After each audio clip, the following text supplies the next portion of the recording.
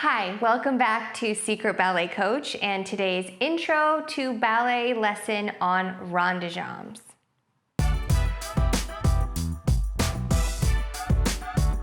This is the Intro to Ballet segment on Ronde de Jambe. And Ronde de Jambe literally means circling of the leg. And that is what the movement looks like. Normally you would start in first, sometimes you would start in fifth, but it's always going to pass through first position. And en dehors is one direction, which means outward, and en dedans is the direction that means inward. It specifically is regarding something that is round or circular or rotating. So a ronde de jambe en dehors, so that means a circling of the leg moving outwards, would start in the front, carry side, and circle to the back. A ronde de jambe en dedans, so a circling of the leg, rotating inwards, would start in the back, circle to the side, and come around to the front. So those are the main two types of ronde de jambe. Now, there are a couple ways that ronde de jambes can change.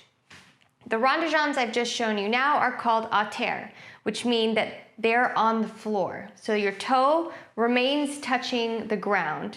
That's a ronde de jambe à terre. That's generally what you're going to be doing at the bar during the ronde de jambe exercise. However, sometimes you're going to pick your toe up off the floor. So that becomes a ronde de jambe en l'air, or in the air. Then, if you do a big ronde de jambe, it's called a grand ronde de jambe, which literally translates to large circling of the leg. That may be at hip height or higher, circling either en dehors or en dedans.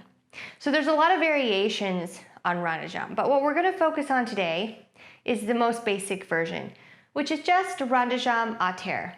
So it's the circling of the leg where your foot stays in contact with the floor. So go to first position.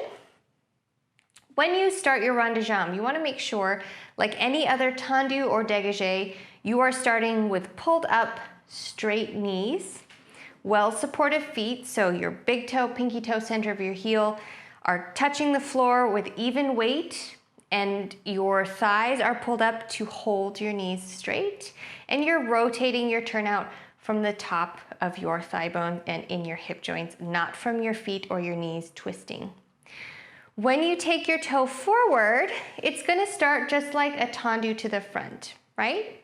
As you carry side, the key thing is that you want to keep your turnout. So when you tendu front, you're trying to lift that heel up towards the ceiling. You don't want to let your hip turn in or pull outward.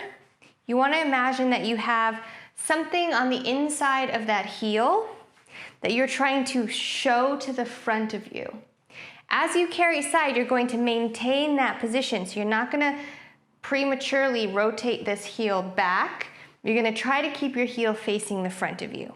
As you carry back, you're going to keep trying to keep that heel facing the front so that your pinky toe remains up towards the ceiling. That's going to be how you keep your turnout.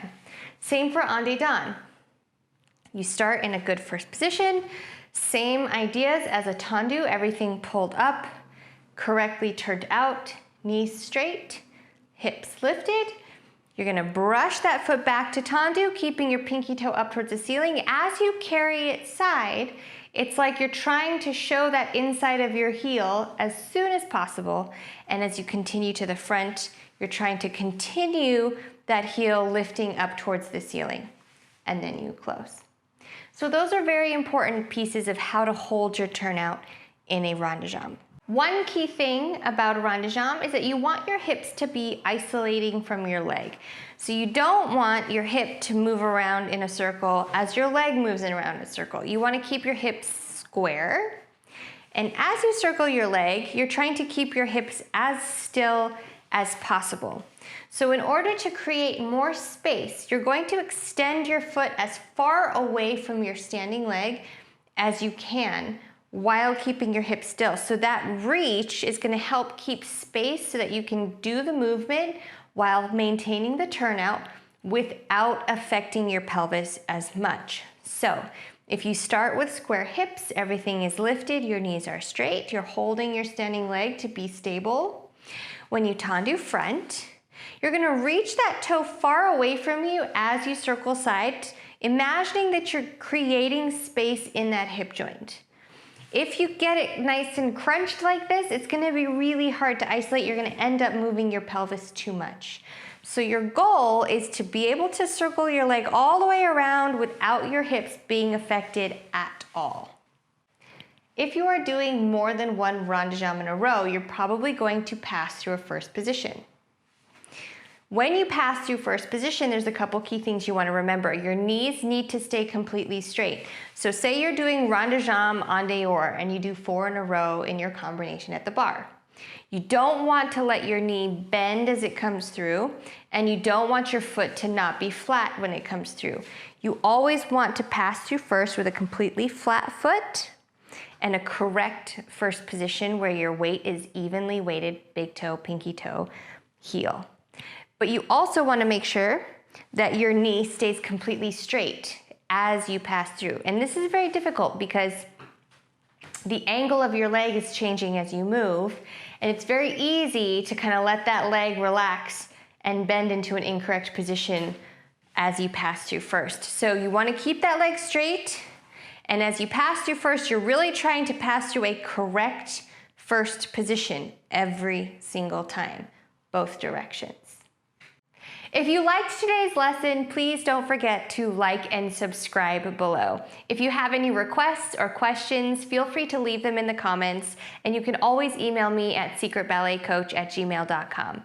Until next time, keep it on the QT.